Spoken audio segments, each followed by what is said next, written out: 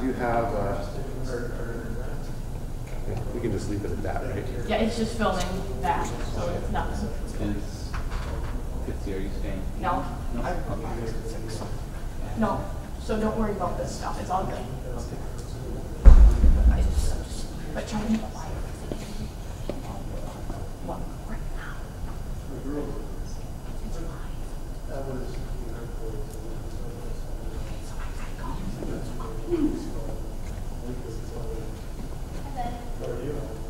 Who's gonna do gym tonight?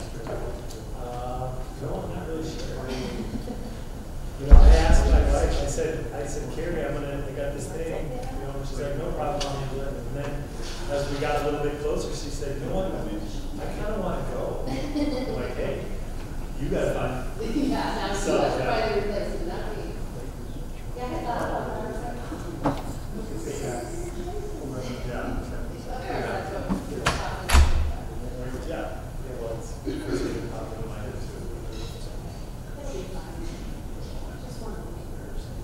And sometimes when it's crummy weather like this, it's a mixed bag. Sometimes when it's crummy like this, we get everything. Right. And then other times we get And football's canceled tonight. so it's gonna be busy. More kids. Yeah. Like last week it was canceled also. Yeah. So you're probably gonna have a little more kids. Yeah. Yeah. You're right. Yeah. Hey, what's up, Don? Hey. All right, 4 of us. Yeah.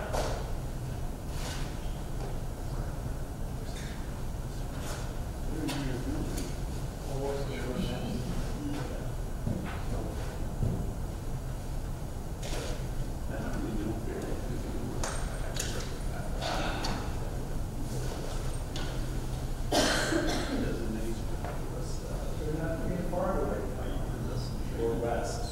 Anything less. I heard in the morning. I heard they got 19 too. yeah, I just saw that. The valley's pretty steep, like close today.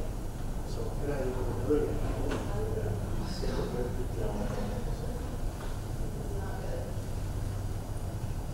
Look at how much rain we had. It's crazy.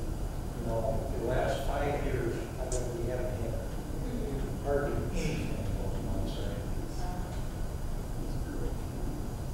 Yeah, we put it on the falls. Because it was 3 years ago, this coming March, when my son turned 3, and we had a birthday party in March. Outside, no snow, no boats, it was like 70 degrees, and kids were outside playing.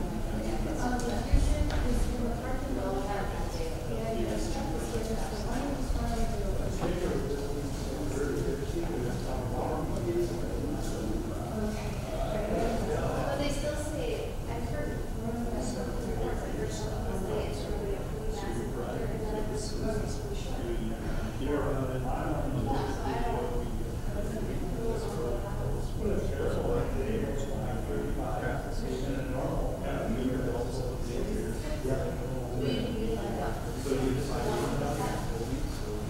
I don't even think you can call that fall.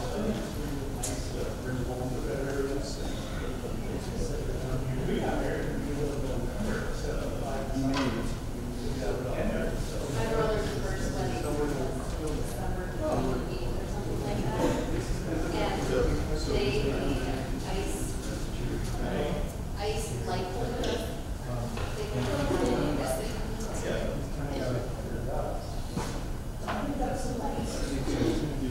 I got married in October and it was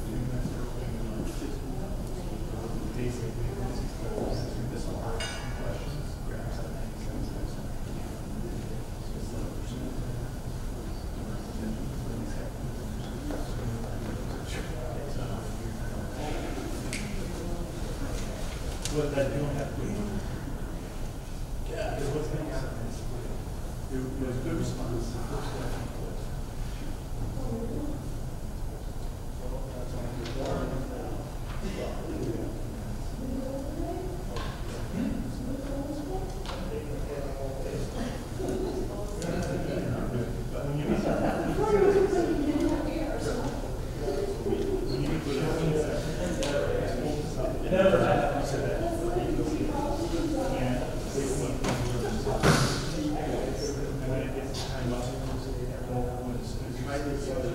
We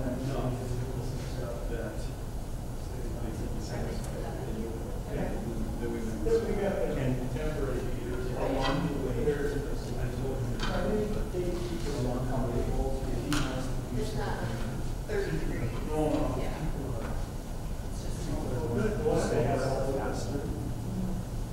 He's going to communicate to you. He's going to make sure that everyone's communicating. Very it's not big open area. It did wear sweaters and this is the question. We live in Minnesota, you should always wear layers. Yeah, it's pretty well blown up. You just listen to Brent. They already approved it. Your spouse and my spouse have the same school. Actually, most of them work together.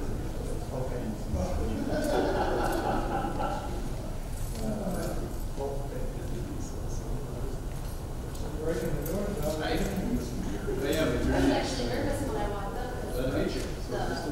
Nobody had gotten the lights on in that. Well, maybe later you'll see.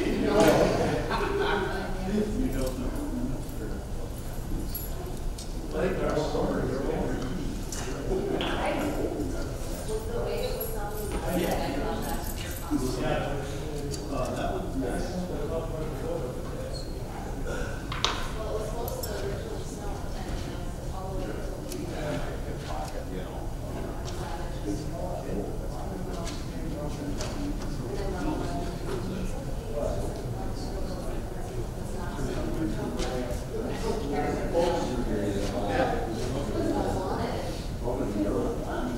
Well, I'm wondering why I'm doing it, to be honest right now. I was in the era where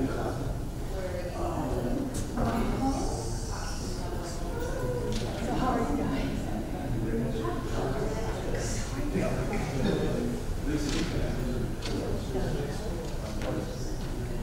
who was it?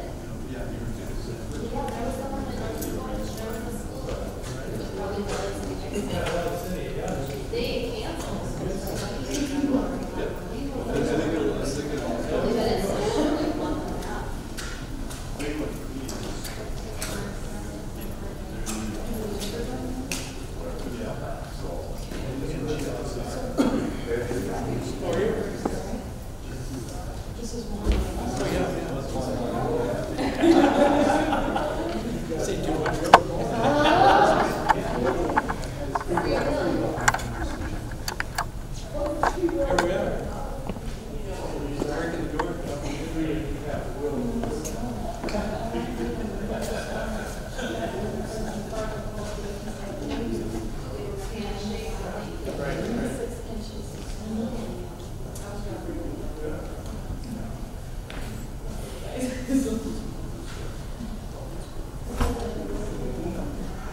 I went to.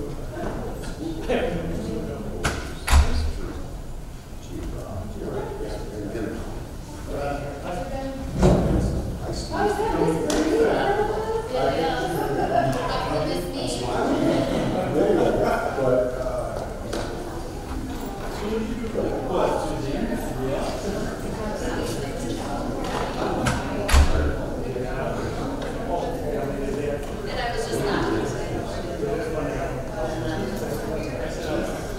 I got you.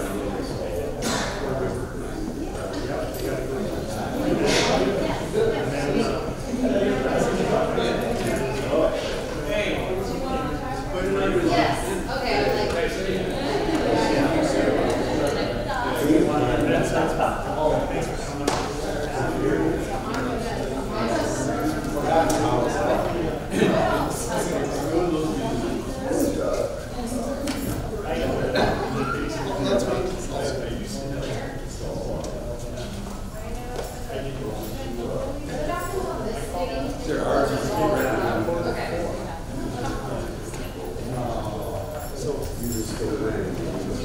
Once it gets going, I don't know how your eyes are.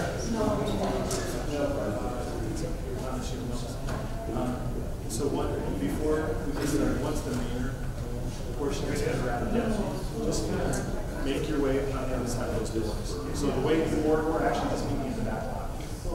And then I'll after this foyer area, and I'll kind of tell you what's going to happen, how it's going to go. Then I'll walk with you. So you guys can hang out here. You guys can hang out here until the last couple minutes of the mayor's.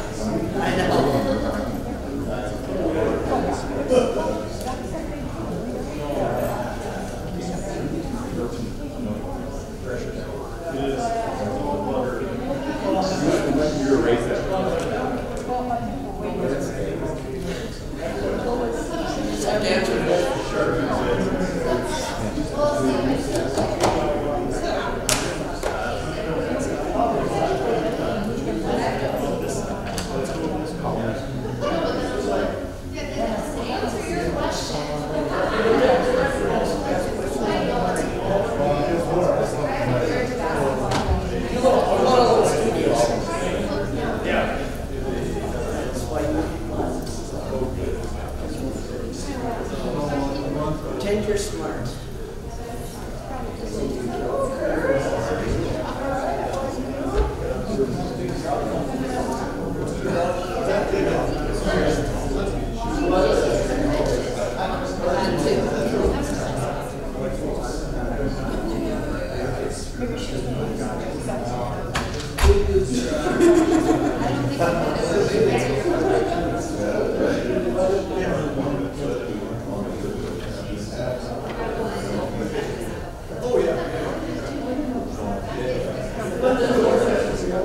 Exactly, that's not even going to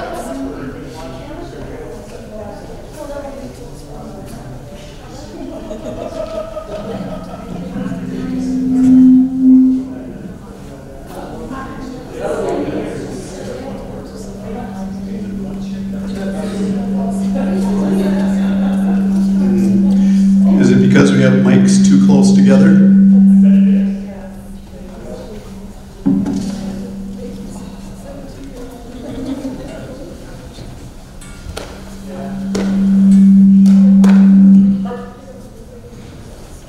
What's the matter? You're frowning. What?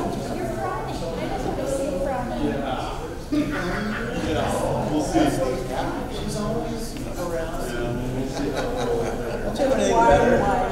Don't you have anything after Excuse me.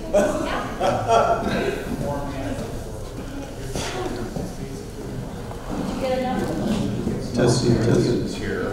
You was about half a second.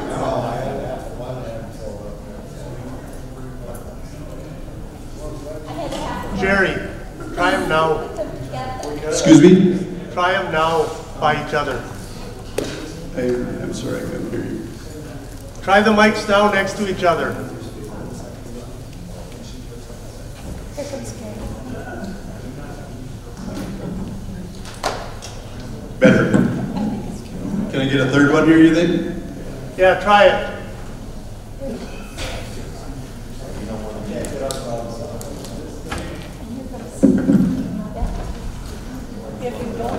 sit up closer. Okay, I think we're good.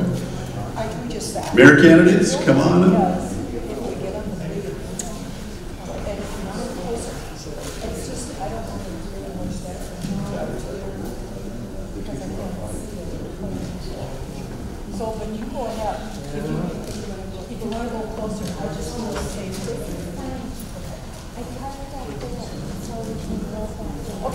I don't think it matters between us.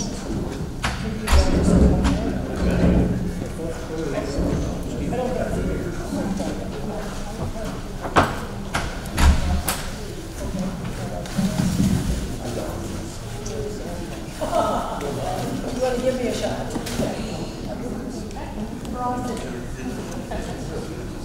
Hey,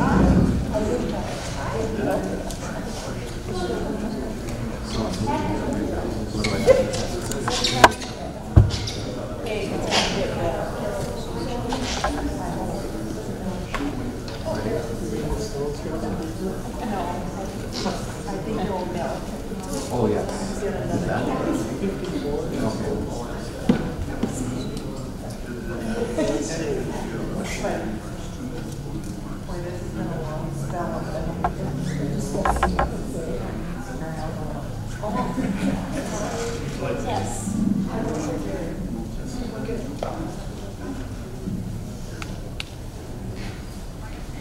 Okay, I will right now.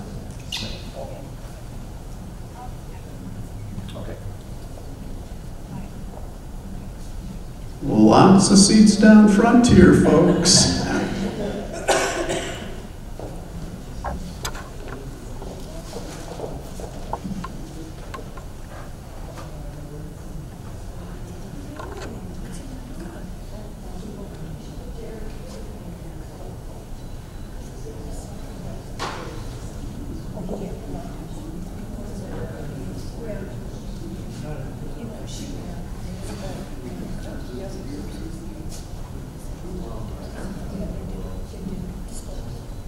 Well, it is 6 o'clock and we are going to honor the time because we have quite an evening tonight scheduled for you. My name is Jerry Ness. I'm going to be moderator tonight. I'm a Lake Lida Township resident, so I've been there for a few years now.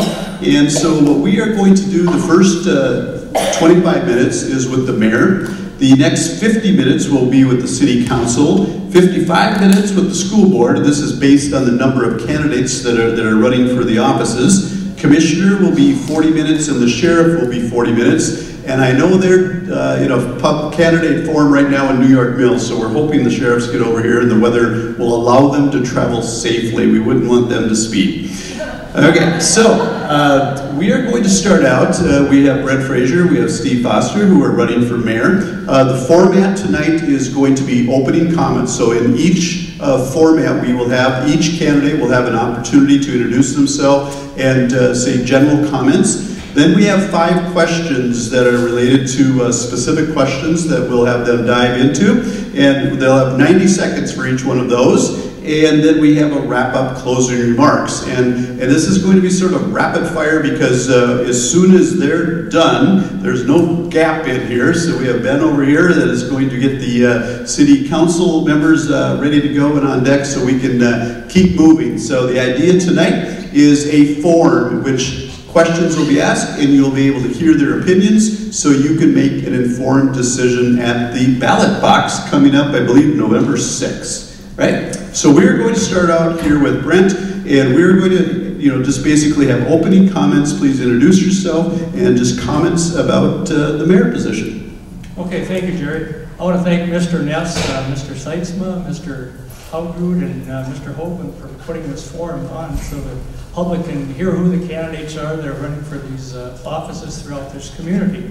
Like Jerry said, my name is Brent Frazier, long life resident here in Pelican Rapids. Actually grew up in the country and I went to 6 years in a country schoolhouse with an outdoor biffy and a flagpole that everybody stuck their tongue out one time or another. But it was a great experience. I went to school here, graduated here in 1967. My wife graduated here as my 2 adult children now. I worked for the city of Pelican Rapids for over 37 years, mostly in water and wastewater departments. I retired from the United States Army Reserves a few years ago and enjoyed that experience. So throughout my life, I've actually served the public in many different aspects and truly enjoyed it, because I feel this role as a mayor, you have to have the need to serve. And that's why I feel that I can be strongly fitting here in this community, which I have enjoyed for 4 years now, and I trust that I'll be, and hope that I can be a mayor again in the next 2 years. All right, thank you.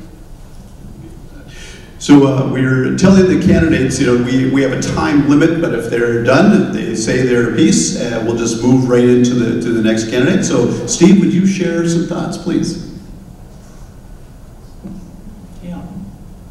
Well, my name is Steve Foster, and I'm also running for mayor. I came to this community 13 years ago. I went to work for Genio Turkey. I worked up there for 10 years ago, and then 3 years ago I retired from there. And I decided to make this Pelican Rapids my home. And one thing that I enjoy about this community is all the diversity in it. I was in the Peace Corps when I got out of college, and that was something I truly enjoyed, and those experiences have benefited me and kind of showed me how to do things here in some of the situations that I've been in and through work and through different things in the community. I lived up in North Dakota for most of my career. I worked in a cheese plant up there. I served as a mayor up there in a small town and did a number of different things up there. And one of the reasons that I'm running for mayor is that I try and decide things a little differently than Mr. Frazier does. I'm more of a bottom-up person than a top-down person. And a lot of good ideas kind of bubble up from the bottom of the community, and we need to listen to those.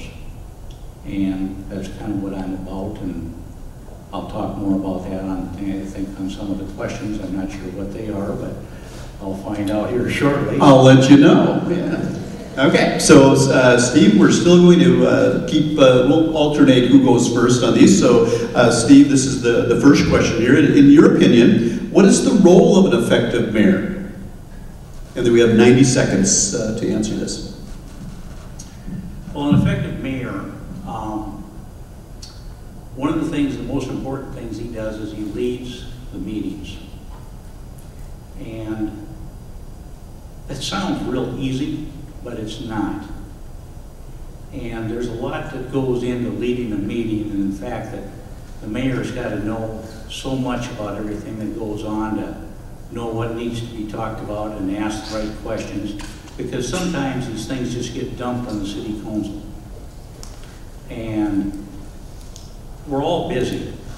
Every one of us has got different things going on. We've got guys that have got full-time jobs. We've got guys that are retired. We've got guys that are on the road. All kinds of different people around the city council. And everybody's busy, and so they don't always have time to take a look at some of these things in the way that they need to. And the mayor's got to be able to lead everybody through that. Another thing the mayor does, and I'll say this to Mr. Frazier, he's done a very good job being a good community liaison between different organizations and things in this community, and I give Mr. Frazier credit for that. Okay, Brent, we'll just jump to you. So what is the role of an effective mayor? Well, it's pretty much what's Mr. Foster summed up here. One of the main goals as a mayor is to lead an effective council meeting. Like Steve said, sometimes you don't know which way they're going because things can turn on you during the course of the meeting, and you try to plan this all out in advance, but sometimes things, as of life, it doesn't go according to plans, and so you just have to think fast on your feet a lot, and there are questions that are asked of you, and sometimes you do not have the answer, and I always feel, well, if you don't have the answer, that's fine. You can always find the answer and go back to that person with the correct answer. But then again, like Mr. Foster said, being the liaison between the community and the different organizations and the different people, within this community to the city council and to hear their concerns.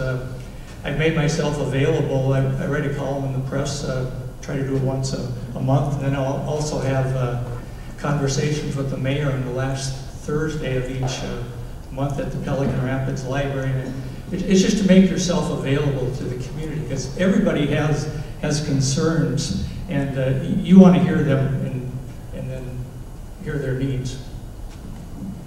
Okay, Brent, we'll stay with you. What do you think the single issue that is the most important at this point in Pelican Rapids, and I won't narrow you down to just a single, but if you could give for sure the one you think is the most important, and then maybe 2 or 3 others that you really think are important for Pelican Rapids right now. Good question. Yeah, I don't have one. I got a few. One is housing. We're in need of housing. We have a couple apartment buildings being built at this time. One is being built, one was completed. We're hoping to get another several unit apartment building built next spring. So housing, it's not only apartment housing, it's single family homes, it's condominiums, housing in general. Another concern is daycare. We are in desperate need of daycare, is the whole county here in Otter Tail. There are many people, mainly women, that had to quit their jobs because they didn't have daycare for their children, so they had to stay home and take care of their children. And I think that in turn hurts our community as a whole. It hurts the income of that household. It hurts the employer because they don't have an adequate workforce, and it hurts our community that people will not move here if we do not have the daycare provided for their children. Okay, thank you. Steve? It's not just one issue, there's a whole bunch of issues. We've got a lot of infrastructure problems that we need to address. The water and sewer issues, as Brent said, daycare. There's a whole bunch of issues. Housing, we've been doing a lot of work on the streets and trying to get some of these up to work. But we've also got issues in the way that we make decisions. And as an example, I'm going to talk about the community center, because this is a very controversial project that this city went through. And I think all of us on the city council were very conflicted about which way to go on this. And if they weren't conflicted, I don't think they were listening to the community. Because when this project came up, and it's been talked about for years, and I would love to have the money to do whatever kind of projects we want, but we don't. Money doesn't grow on trees, and I'm very conscious of spending the public's money. But this project was talked about for years, and we were all conflicted. And we listened very carefully to what, some of us listened very carefully to what the public had to say. We had one public meeting, and I see my time is running out, so maybe I can come back to this question, but this is something that I really want to talk about. So. Yep, you'll have an opportunity in your summary at the end. So, Steve, we are going to keep with you, and you might be able to lead into this a little bit more. Future prosperity of the community. We're all looking for that. Whatever community you live in, we're looking for prosperity. What steps do you need to take to have prosperity, no matter how you define that prosperity?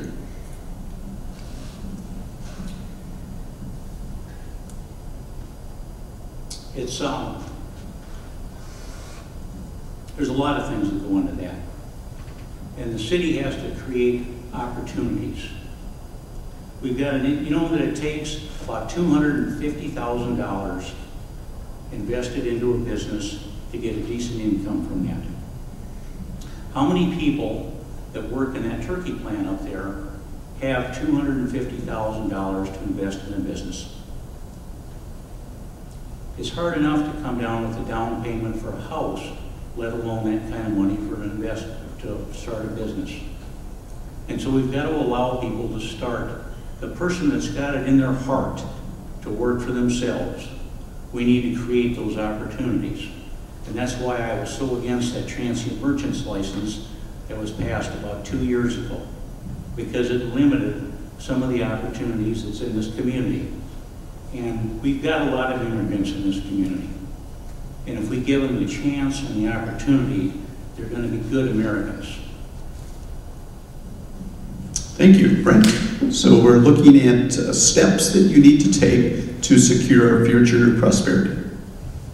There again, city government has to listen to the residents of the community and see what their needs and their wants are. Sometimes we can't fulfill wants, but hopefully we can fulfill the needs of the community. The city council or city government has to be proactive as to take steps, engage themselves as to what can we do next. One thing we're looking at now is incentives for home buyers, home builders, businesses that come to Pelican Rapids. What can the city government do to entice those people to come here instead of go to another community? So we have to keep our ears open at all times, because every instance is usually different than the one that was previous. So we have to listen to our residents, and sometimes we can respond to their needs, and sometimes their hands are tied because of rules and regulations from state, federal agencies that we cannot, but we want to be proactive on this situation. Okay, the next question that Brent will start out with is regarding the comprehensive plan. Are there aspects that you think should be improved or even eliminated from the comprehensive plan? Comprehensive plan, yeah. Personally, I think we should review that comprehensive plan probably more often than we do. We have taken steps, previously to fulfill some of those needs, but we have to look at it as probably every 6 months instead of an annual basis to see where we're moving as a city. There again, the environment, the landscape, is constantly changing, and probably the comprehensive plan, it has to change therefore also. It is a living document where we can make changes, and there again to help benefit the needs of the people. Steve? I think the comprehensive plan is almost totally outdated, because the internet has changed everything. If you're doing something in your home, you can pick up your phone or get on your computer and order something out of Amazon, and it'll be here the next day. And because of that, our business districts, our businesses are changing rapidly because of this, and it's also changing the community and how it's affected. When I came here 13 years ago, there was one truck that came here, one UPS truck and a FedEx truck. In a couple of months, you're going to see 3 FedEx trucks delivering things through town during the days, and probably 2 or 3 UPS trucks. Everything's changing, and the comprehensive plan is almost completely outdated, in my opinion. Okay, thank you. We are running a little bit ahead of schedule here. You guys are, very succinct. That's good. That's good in a mayor, right? You don't want to be wordy mayors, right? Okay.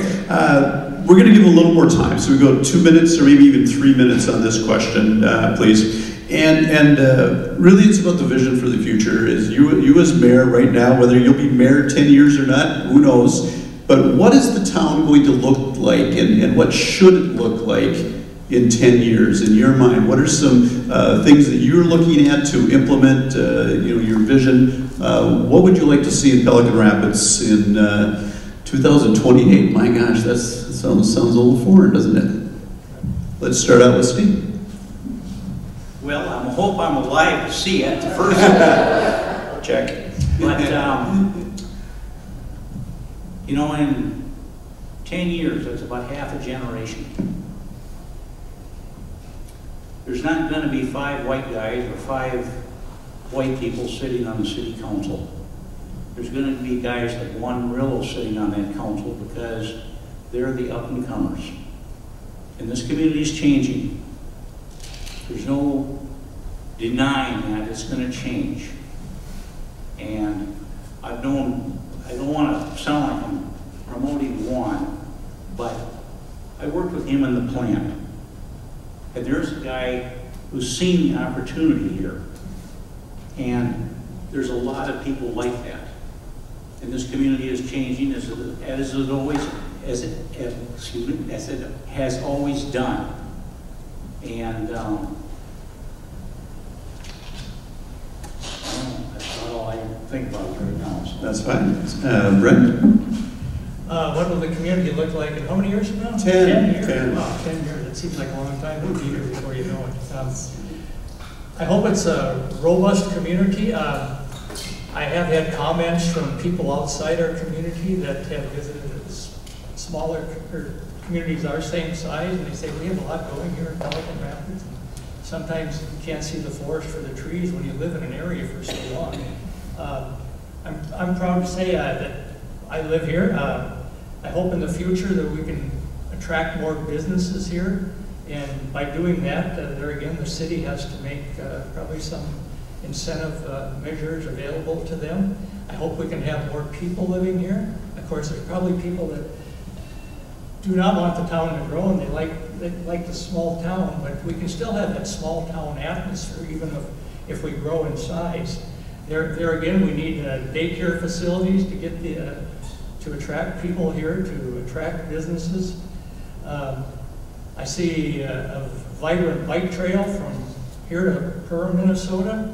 I think that will draw business. I think that'll draw tourism and the community. The future's ahead of us. We have so much going for us. Like I said, sometimes we don't even realize what it all is until we step back and take a look. But I see a great future here in Pelican Rapids. Thank you. In the summary question, and we'll be starting out with you, Brent, that in my role when I'm hiring people, the last question I always ask is, why should I hire you? And basically this question then was, why should we elect you mayor? And give us your summary comments, please. Okay, thank you, Jerry. Why should you elect me mayor? Well, I hope those within our community have seen some of the things that I've tried to accomplish here in Pelican Rapids. I think a mayor has to be one with to reach out to other people, and I've made myself accessible to the community, to different organizations. I'll give it my wholehearted 100%, and I think you have to approach this role as a mayor like with a servant attitude, that you want to be a servant of the people, because we work for the people, they don't work for us. So there again, make yourself accessible and try to meet the needs that they are looking for at this time, and just give it your all. Thank you so much. And Steve? Okay, well, it's a difficult job being on the city council or on mayor, because there's a lot of responsibility that goes there.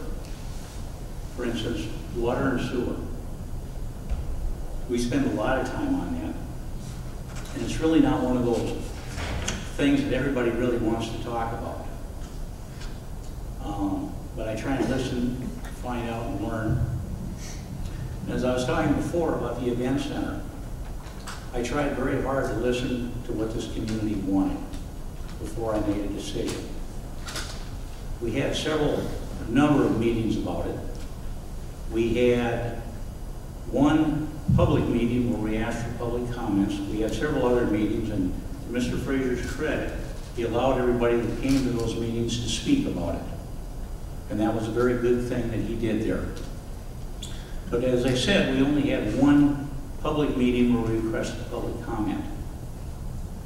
And I went into that hoping that the community would support the event center. But there were 18 people that spoke. 3 spoke for it. 9 spoke against it for various different reasons, such as taxes or expenses or competition or other things. And there were 6 that spoke. He said, we don't care what you do, but here are some points we want you to consider. And after that meeting, I went down to the library and I got a copy of that meeting, and I listened to it again, because I wanted to hear, not for confirmation from the 3 people that spoke for it or the 9 people that spoke against it, but for the 6 people that spoke indifferently towards it, because they all brought points up that the city commission hadn't listened to. And these points, and generally were things that the city council hadn't considered.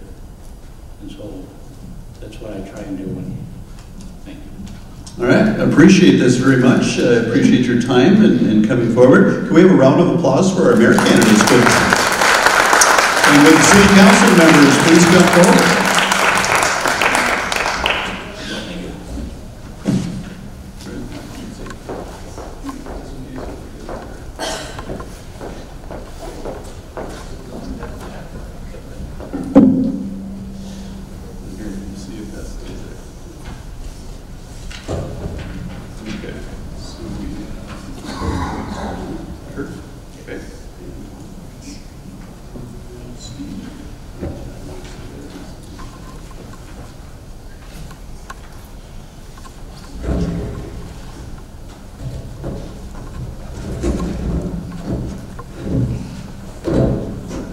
John, you get your own mic. You're happy now, right? So everyone else will have to share their mic. Okay, so this is our slate of candidates for our city council, and I'll let them introduce themselves in a moment here. But here's the format. What we are doing: we have the first 10 minutes is opening statements. So everyone, 2 minutes, 2 minutes, 2 minutes. There we go. So that'll be the first 10 minutes. Then we have 30 minutes. We have 6 questions. You'll each get a minute to answer. We just we're on a tighter schedule, and then we'll take another 10 minutes for closing remarks. So it's basically your opening statement, introducing yourself, letting the community know you a little bit better, and then we'll ask some specific questions, and then you'll have a wrap-up time. We are going to rotate through, so everyone gets to be first and second, third, and so forth. So for the opening statements, we're just going to go right across here. Don, you'll be starting out and introducing yourself and what, basically why you're running for city council. So is that mic up and running? Hello. There we go. Well, first I want to introduce myself. He said my name is Dawn, and actually a lot of people call me Fabulous Dawn Finn. It is a definite title that I wear well. I am the oldest of 14 children and 14 kids in my family, 8 kids I raised. So when we're talking about being on a team, I know exactly what that means, and I really thrive in a team atmosphere. We all rise by rising each other. So my heart is really about being connected to each and every one of you. It's about talking about how we together can really bring change. This is a beautiful community. I moved here in December 24th, 2011, and I can't tell you the opportunities that I have found around the corners, the people I've met, the things that I've learned and grown just within Pelican Rapids. So with these opportunities, how can we create growth? How can we create this community, the small town? A friend of mine had somebody come and drop off pumpkins in front of her store. That's the reason why we're here, is that's the small town. But with us doing things together, talking about poverty or child care, housing, all of these things are important to each and every one of us to continue to build Pelican Rapids. And that's the theme, continue to build. Not that we need to be Minneapolis, but we definitely have some advantages way over Minneapolis here. And I really hope to take that to our next level. Okay, thank you, Don. And just a reminder, so when you're about 15 seconds away from your 2-minute time limit, you'll have a wave of the stick down here. She will not use the stick. She'll just wave it. All right, so Kurt, you go ahead. Well, as introduced, I'm Kurt Markgraf. I'm a 20-plus year resident here in Pelican Rapids. Worked in law enforcement here, run my own business here. Love the community and intend to stay here until I have no more days to give. I love to serve on public boards and forums. Don't really know why, it's just something that's in me. I love to serve, and I particularly love to serve the citizens of Pelican Rapids. I've had the opportunity to be on the city council to fill C.J. Hall's seat in his absence. It's even given me a bigger drive to desire to have the seat for a full term of my own. I think there's a lot of work that needs to be done in Pelican Rapids. I think the city is ripe for growth. It can only get better from here. All of these candidates, I think, feel the same way, that the most important thing for a city councilman is to be a voice for the citizens and do what the community needs and wants. That's all I have. Okay, thank you, Kurt. Juan? Hi, my name is Juan Morello, and I would like to introduce myself. Well, actually, I was born in Mexico, and then when I was 15, I moved to the state of California, just looking for a better opportunity to live in this country. And then 2 years later, I moved back to Mexico because it didn't work well. And then finally, I realized I can come and try again. So I came to Pelican Rapids about 12 years ago, and actually I feel really grateful with the opportunity that this community gave me. I work on the turkey plant currently, and I love my job. I love the turkey plant because all the benefits I get there. And I'm married to my wife, Marcela Morello. We have 2 beautiful daughters. One is 5 years old, and the other one is 2 years old. And I'm running for city council just because I would like this community to give more opportunities for my daughters and for the next generation to come. Thank you very much. Steve? I'm on my 4th year of council. I have mostly enjoyed it. Chelsea and I have been married for many years. We have 3 boys who graduated from Pelican Rapids and also NDSU. I was really lucky to live most of my years in Pelican Rapids. I grew up downtown, upstairs from the hardware store that my dad had and is now my nephew. And it was the most blessed, lucky childhood, fishing at the Pelican. I actually had a go-kart downtown for a while on the sidewalk, playing on the river. The fire trucks were across the street. I'd watch them whenever I heard the siren. If it was an in-town fire, I was right behind them running. It's just really been a joy. The reason I got on city council was maybe kind of picky, but one day this sign showed up on the street, and you might recall it was no parking. It was the city's way of keeping cars moving on the street so they could plow on certain days. But I stopped and I looked at it, and I actually got out of my car and I took this picture. And I mean, it's talking about even numbered days, calendar days, it has the time, you have to know the date. And I just thought, wow, something's that's not good. So, and I asked a few people, we actually were having a dinner at Trinity Church that night, and I asked a few people, well, if you were on the outside of the street, so where would you park tonight? And they were quite baffled. And so that was my first issue, is to get rid of that, and we did. All right, thank you. John? I'm John Waller, and I've been on the city council before, and I'm a lifelong resident of Pelican Rapids and a graduate of Concordia College. And the reason I'm running for city council is that I feel we need to be more proactive in what we're doing than reactive. It seems like we're just reacting to things as they come along. We need to have a plan of some sort. And I want to be a voice for the people of Pelican Rapids.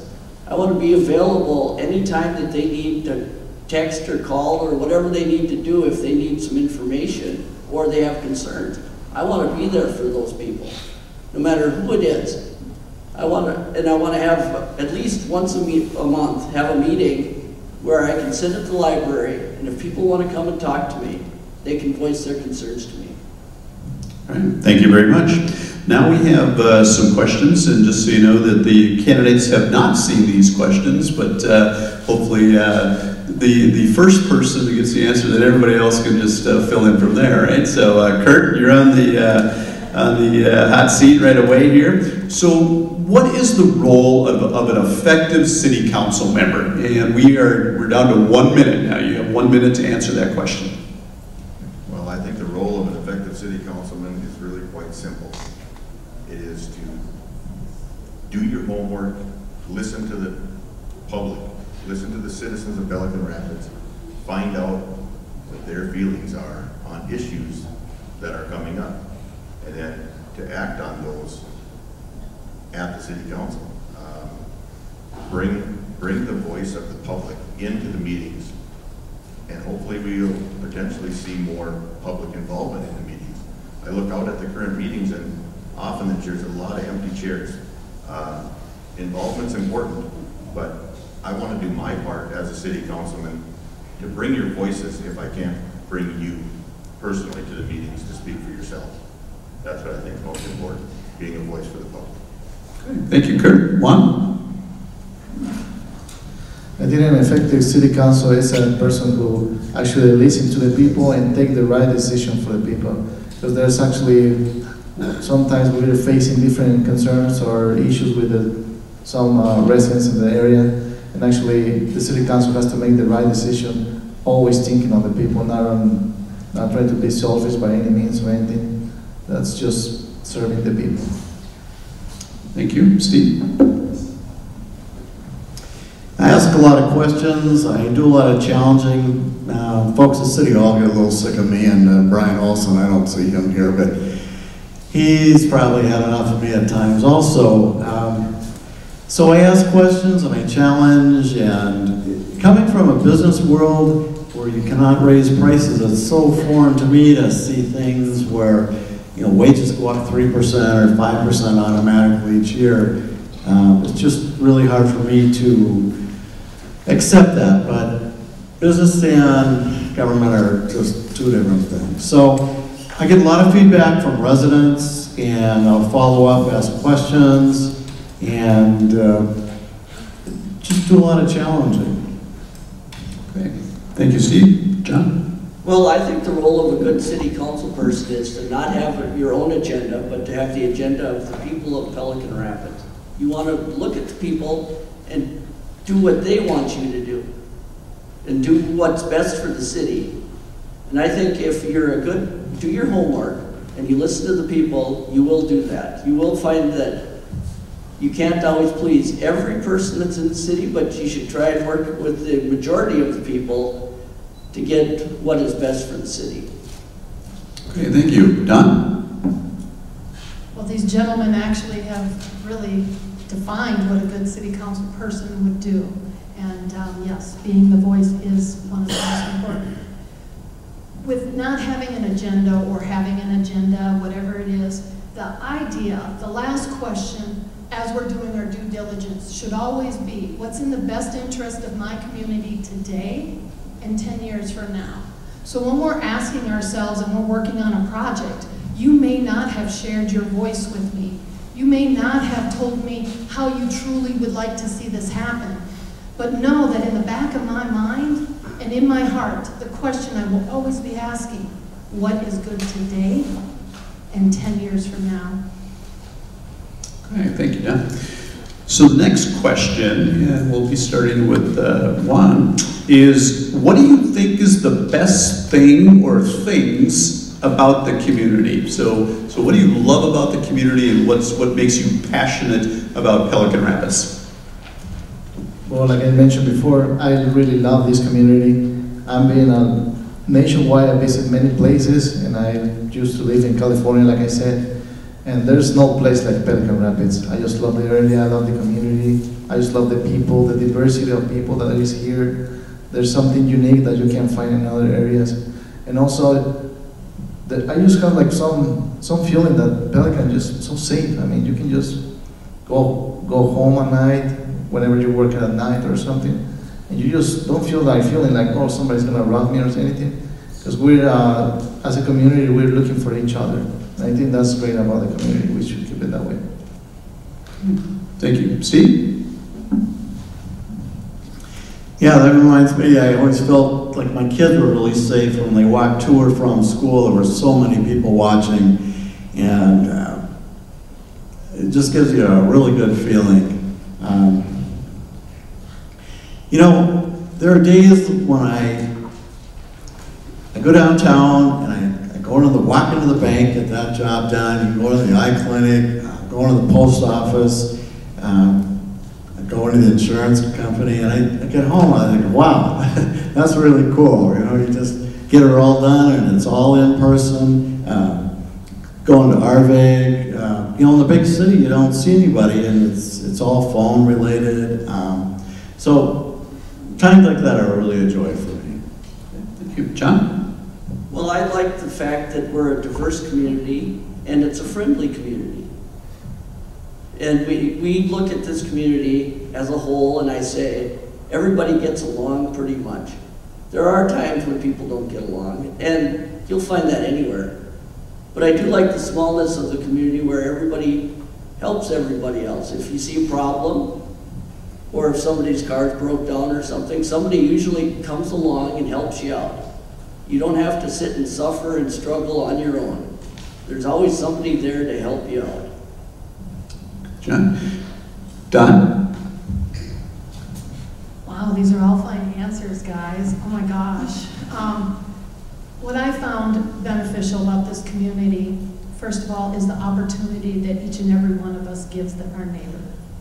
I came here as a newcomer, and I have some great strengths that I bring to the table, and I was asked to be a part of like the Minnesota Glacier Women Organization. From there, somebody else seen my talents and my strengths and put me to work on another group. Pretty soon, I'm involved, and I feel like I'm in with the best family I could possibly have.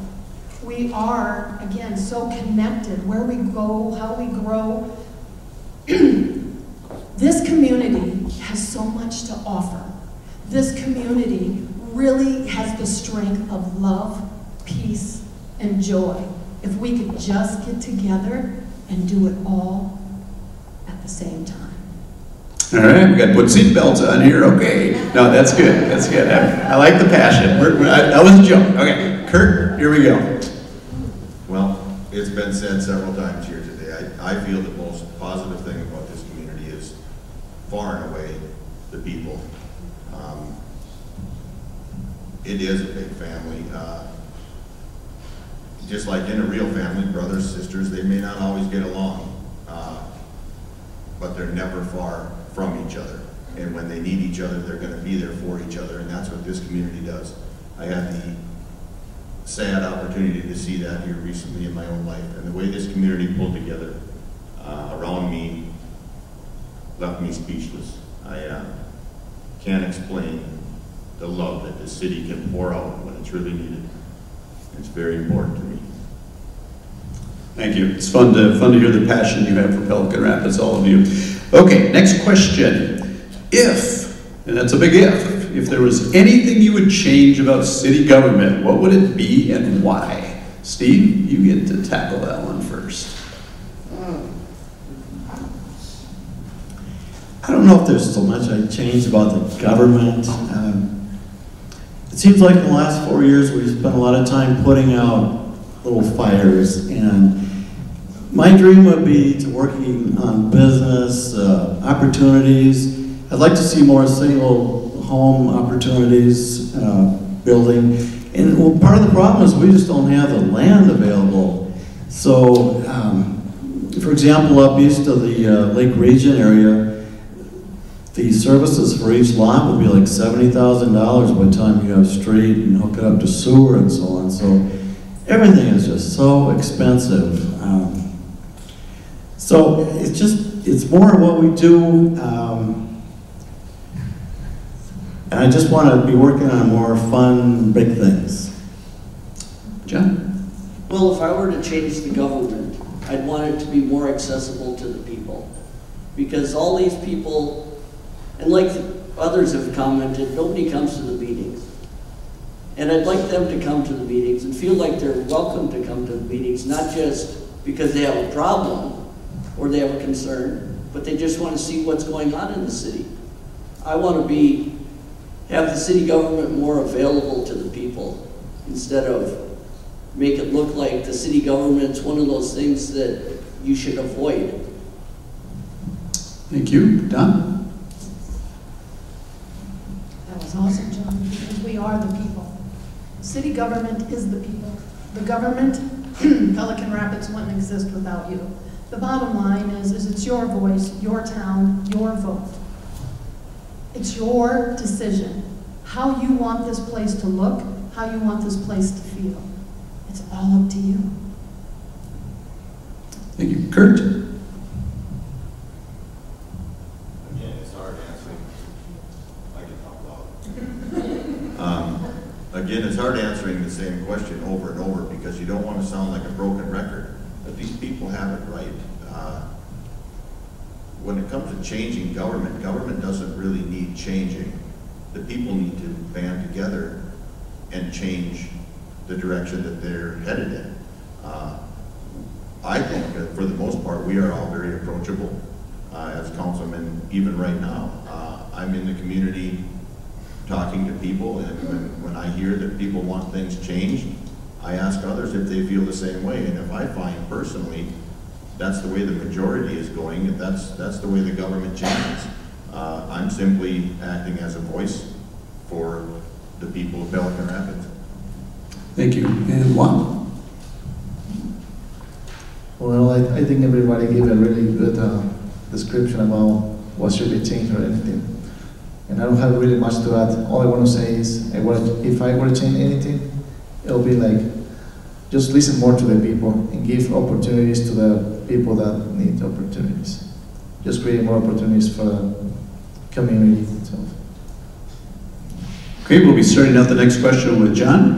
What is the best way to promote and improve local business and economy? So how are we going to drive more businesses and improve businesses in Pelican Rapids? Well, I think the best way to drive and improve businesses is to try and keep the taxes low and see what you can do to work with the county itself, because can't just work as a city, you have to work with the county to try and keep the taxes low, because I've heard that many of the business owners say that their taxes on their buildings are extraordinarily high. So we need to work on that with the county to keep those low so that people will keep their businesses in Pelican Rapids and in Ottertail County. Thank you. Don? I'm going to stand on this one. Oh, stay away from the ledge. Okay. All right, so, to grow our business district, to grow our community, the first thing is we have a comprehensive plan. And in that comprehensive plan, we heard earlier that one mayor candidate thought it's outdated, another one says we should revisit it. The truth is that we need goals in that. So in anything that we do in our lives, we have a goal, we have an objective. That's the comprehensive plan. But we don't have a daily step of what we do to get there. How do we get there? So in my brain, thinking of businesses, first thing I thought of is childcare. So I'm on a childcare work group. How do we get that to happen? I'm on a work group for building incentives for building homes, new home ownership, and just purchasing a new home. So those are the things. We have to start with the infrastructure that our community needs to be able to build upon, and as we do that, we can create growth for everyone within the walls of Pelican Rapids. Thank you. Kurt? Again, it falls back on the comprehensive plan, and something candidate for Mayor Foster stated was he thought that the comprehensive plan was outdated. I don't think he's wrong. I do think a lot of people hear the word comprehensive plan and think, what is this mysterious document? And then as Mayor Fraser stated, it is a living document. It has to change as the times change. It needs to be addressed, as Dawn stated, it needs goals in it. The comprehensive plan is a grid work for guidance for the city to grow. It needs to be updated frequently and visited to change with the change in society. Thank you. Juan? I think the city has to work more with the business, because I hear some of the business kind of struggle with everything. And I think if the business has the city has like a closer relationship with the business that are in the community, and they try to help each other. I'm not saying like don't pay taxes or anything like that. I don't try to mean anything like this. But all I'm trying to say is the community can work with the business and just kind of help them out some way or another, just make it something easier as far as the regulation or anything. because they can change the regulations just to help any kind of business. So they don't kind of struggle or suffer trying to survive as a business.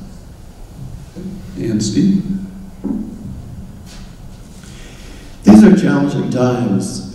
Who would have guessed the Amazon effect would just hit every part of our lives? And I like online stuff, I'll admit it. It saves me a lot of time for work-related items. So what I really envision, since we're not on the interstate, we don't have a railroad, I really think it's going to be high-speed internet. People are connecting. We have a number of people in town already that work for large companies, and they do not have to be in the office. So that's what I see as one of our salvations, is being able to have good housing, people that can work on the internet, and the Amazon thing is going to keep hitting us. It's tough, really tough on business. Thank you. So we've heard a lot about involving the community, listening to the community in the decision-making process. All right, so this question is, what is the best way? What are some specific ways that you as a council member will push for to get the citizens' voices heard? Okay, it's one thing to say to listen to them, but how do we get them involved? What are some specific things we can do? And Don, we are starting out with you. That one to me is a little easier. So we are talking about the Amazon effect. You have the internet. So one of the things that I hope to do is capitalize on the use of our internet. Have an open forum, you can message me. One of the other things that I'd really, wow, that just got loud. What I'd really like to do is be able to have in the evening, at least once a month, or if there's a topic that we're working on, be able to have a town hall meeting. I want to hear what you have to say. I want to hear how you feel about a topic and discuss it. There, I think it was Mayor Frazier that said earlier that sometimes there's rules and regulations, and maybe being able to have an open dialogue would be able to share what those rules and regulations are, and then how we can decide to move forward on whatever issue that may be. But I want to be open to all voices, all people in our city. Well said. I feel basically the exact same way. We've been discussing lately how to reach people better. You know, we've always had the public access channel with the council meetings being aired so people can be informed that way. However, I think that reaches a very limited audience. Most people, as we know, with the Amazon effect or the internet being so available on everybody's phone, live streaming has been on the table lately, trying to figure out how to effectively live stream meetings so that people, even if they're not in the room, they can be essentially in the room. And I've said before, I think most of our councilmen, myself included, are very available.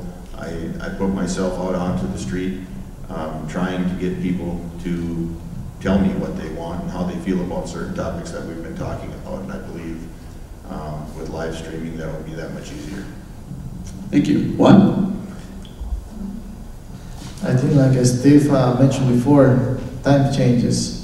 And actually we live in the age of internet, so we have to use advantage of the internet.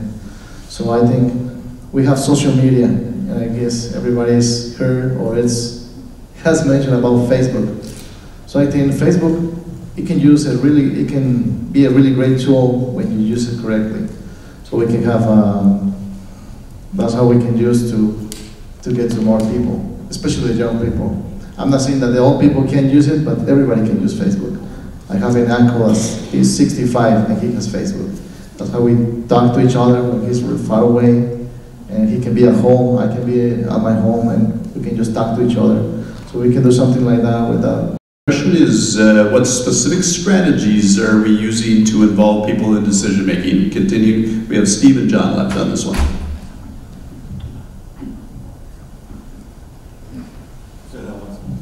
So the best ways to involve residents in decision making and hearing their voices. So what are some strategies that you would use as a council member to involve citizens of Pelican Rapids in the decision making process? How are you going to hear their voice? You know, we're talking about people, not a lot of people do come to the meetings, I'll admit. But people actually do watch it on TV, and I was really surprised. And I've had people that don't live in the city that watch it, and I was really surprised because they knew details that showed me that they were really watching. So, you know, as far as feedback, I'd like to see us, I requested quite a few meetings ago that, you know, we could be on live and be able to pull it up on YouTube. And maybe, I don't know Facebook kind of thing, but there has to be a way for them to get back to us. I don't have all the answers. All right, John? Well, everybody's come up with ideas, but I would think the best idea is when we have committees that we need to have people work on, not getting the same people on all the committees all the time. Reach out into the community, into the different groups of people that are out there, and find those people that would have an interest in these things. Reach out to them and personally ask them face to face, would you be on this committee? Would you come to this meeting so that we can hear what you want to say? Would you be on this committee?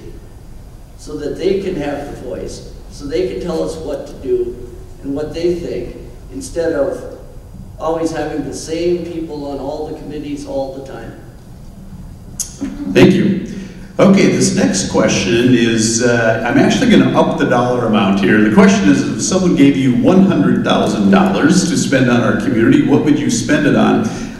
Those of you that are in a school district or a city council, $100,000 doesn't go very far. Let's up that to $1 million, okay? So you have $1 million, and you as a city council, you're a member of the city council. What is the most immediate need, and how would you get the best bang for the dollar on that $1 million? And Kurt, you get to lead us up on that one.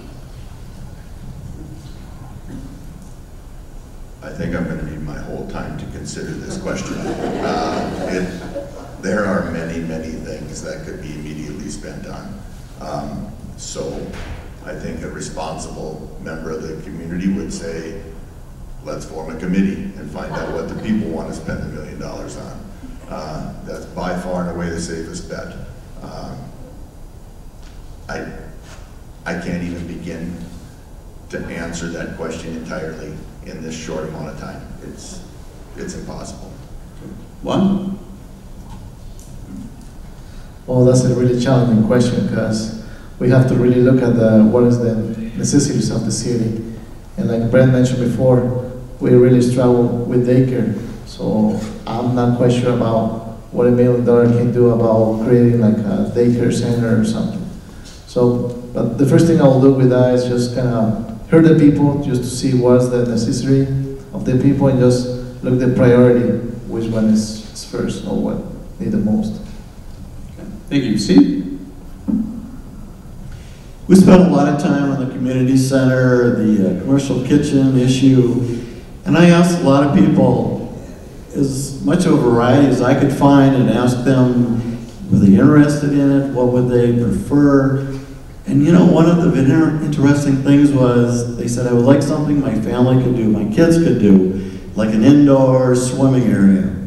Well, we talked about upgrading the swimming pool in town. That got to be up to $3 million. But if somehow magically I could build an indoor swimming pool with daycare, a meeting room for $1 million, that's what I would do. Good luck on that one. Okay, Jan? Well, this is an easy question for me, because if I had $1 million to spend on the city, I would take that money and put it into the infrastructure of the city. Without the infrastructure of the city wouldn't exist. This way, we wouldn't have to raise taxes, put it on the property taxes for the people that would live there. We could improve the streets, and a lot of the infrastructure that's under the city, the sewer and water lines, they're old and they need replacing. So that would be my first thing, is to work on the infrastructure. Once you get the infrastructure fixed and paid for, then you could deal with all the other problems that you have, because you'd have the money to do it. Okay, so here's a question that coming right from here. The way I look at Pelican Rapids, west of town, a lot of agriculture. I'll just be in general direction. And I grew up in Lawndale. Anybody know where Lawndale is? Yeah, my dad was the elevator manager there. So that's the first 5 years of my, so I see that. But now I'm in Lake Lyda. And so you go east of town, you go north of town, you got lots of lakes. One thing I haven't heard from any candidate tonight is the role of tourism in the prosperity of Pelican Rapids. So let's see, who started out this last one? I think Kurt did. One. How do you see? Don didn't get to answer the last question. Oh, I'm sorry. Don, I'm so sorry. Thank you. I was really on a roll though. Come on. Okay, yeah. Okay, go ahead, Don. Thank you. If I had $1 million, I'd have to agree with Kurt and Juan at this moment. I would really like to know how that needed to be spent. I would want to have some more information. I don't want to just jump into something without knowing that. But hands down, if a child care center is one of the most critical things for growing our community, then I would like to have a safe place for children to go and grow and play with each other. Okay, thank you very much. I appreciate the correction. Okay, so let's go back to the question of where does tourism, what is tourism, what role does that play in Pelican Rapids? And now we're starting out with Juan. Can you repeat that question one more time? Yes, just looking at the Lakes Country draws a lot of people. It seems like Lake Lyda, everyone's from Fargo. How do you bring people into Pelican Rapids and you know, prosper from the number of people that come here on weekends and summer? Just looking at tourism as an industry. Well, most of the tourism that we have is for the lakes. So we should keep our lakes clean and keep it just. Try to do some maintenance on the trees, or just trim or whatever needs to be done with the landscaping on the lakes. That's my idea. Steve? We have thousands of cars that drive through this city every summer.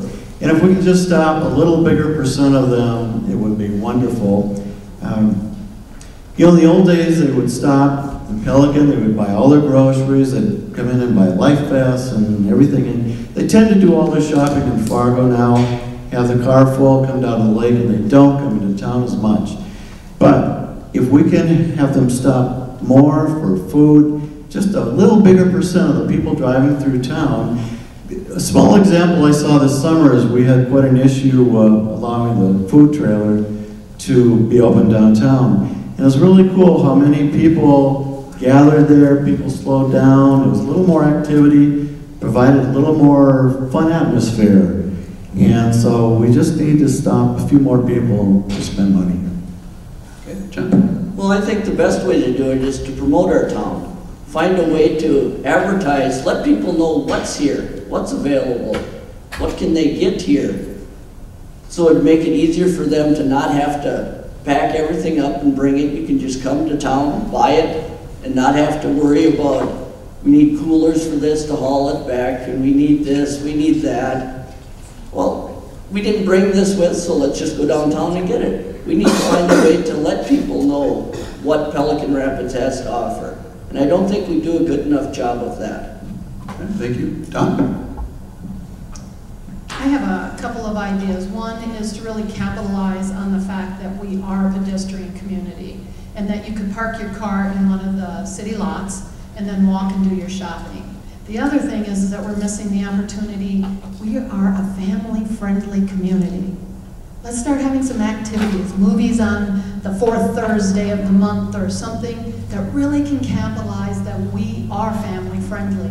Then people from the lakes that have their grandchildren with them or cousins would want to come into town. So when I'm thinking of all the festivals and all the activities that we do, let's really focus on what activities really can be surrounded by families and children.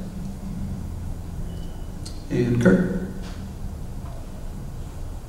Pelican Rapids is obviously a very family-friendly and pedestrian-driven community. You can go, even in the winter time in this, what I call frozen tundra, there are people that walk up and down the street for exercise or just because they can. As Juan stated earlier, you can feel safe here.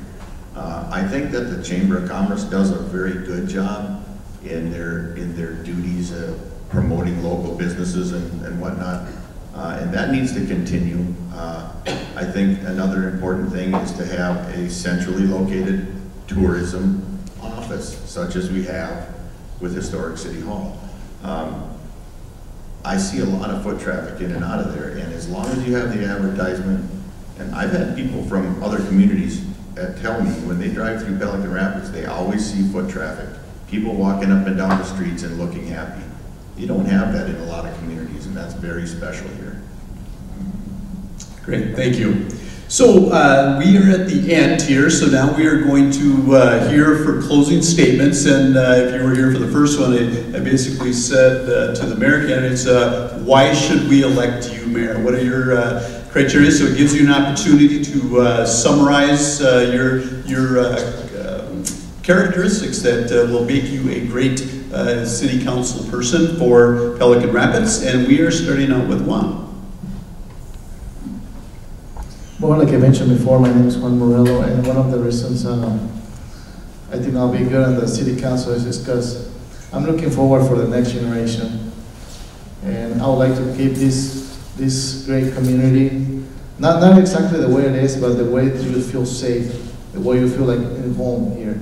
For my daughters, like I said, they're my children. They're really 5 years and 2 years, so I'm looking forward for my next generation to come, to keep living in Pelican Rapids. So I would like to keep, I would like to keep the same atmosphere that we have. Thank you, Steve.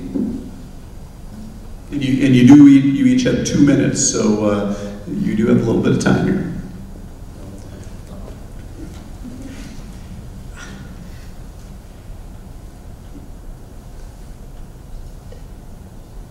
I'm not sure what to say.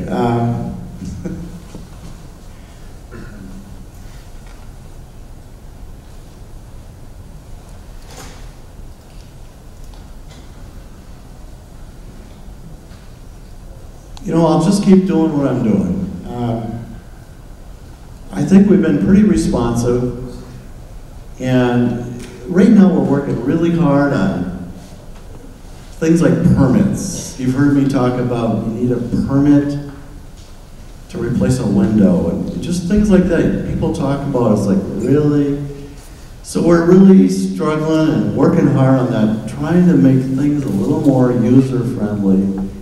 I want every experience, whether you call or visit City Hall, to be friendly and like we're well received, and that the comments get passed on to the council members. People feel free to approach me when I'm downtown or calling. They stop in at work. I'll just keep doing what I'm doing, and hopefully we can get on to more fun projects. Thank you. John? Well, I think the reason people should vote for me is because I'm a lifelong resident of Pelican Rapids. My family, my grandparents, and everybody else are lifelong residents as well. And I think that I would be one of those candidates that would be easily accessible to all the people in Pelican Rapids. I wouldn't look at any other group just because they're a certain group, and I would say, anybody who wants to come to me, come and talk to me.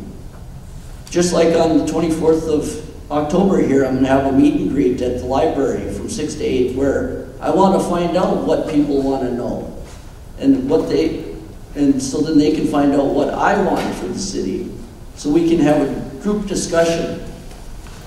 So I'd like you all to come to that, and then I would look at having one of those at least once or twice a month so that we could get together, and I'd have it at a convenient time for the people of Pelican Rapids, not a convenient time for me.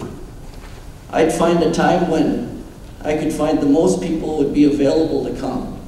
And if it's having 2 meetings a month at different times, I guess that's what I'd have to do. Because I'm not doing my job. I'm doing the job of the people of Pelican Rapids. Thank you. Don? I would like for you to elect me as your council person. I bring a different perspective to the team. I do think that I can be passionate and be serious, but still be fun. I know how to bring a team together and work together for the greater good. It's not about my good. It's not about, Kurt's good, if you don't mind, Kurt. It's about all of our goods. It's about the benefit that we can all get by coming together, working as a team, and being able to see beyond the end of my nose, my ego. That is not an issue for me. It truly is a huge issue on how can I serve you? How can I be a part of your community and take your wishes to the next level?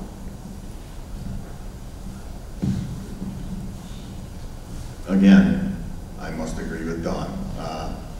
We have a lot of the same views in the respect that I see the position as a city council person as a very, very important position. Not feather in your hat important because it is a position of the voice of the citizens of Pelican Rapids. And there is no more important job as far as I'm concerned as doing my homework, getting down in the trenches, and figuring out exactly what it is the citizens desire and need, not only to grow the city, but to give them a better life here in Pelican as the city grows. It's very important to me. I would appreciate your vote so I can remain on the city council and do that work for you. Again, I love being a part of this city, and I want to continue to do so. Thank you. It's been a privilege to hear your passion and your love for the community. So a round of applause for our city council members, please. So you get to take your nameplates home, and that's a great thing. The next on deck here, it's 7:10 right now. We have our school board coming up, so we're going to take a 5-minute break. So 7:15 is when we will start with the school board. So if you need to stand, go ahead and do so.